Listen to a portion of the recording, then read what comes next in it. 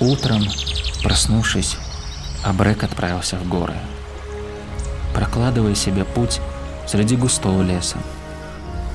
Шел он легко, ступая мягко и неслышно, словно подкрадываясь к врагу.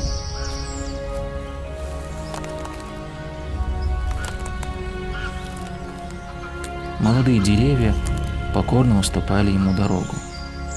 Так ловко орудовал он кинжалом, прорубаясь сквозь чащу. То тут, то там, шумно хлопая крыльями, взлетала испуганная его появлением птица. Еле слышный шорох выдавал порой присутствие зверя.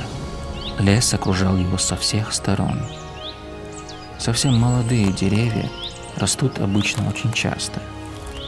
Постарше несколько реже, а старые и вовсе редко. Здесь проявляется древний закон, и деревья вынуждены вступать в жестокую борьбу друг с другом за место под солнцем. Главный источник жизни. Вырастают только сильнейшие. Молодой человек, молодой человек, библиотека закрывается.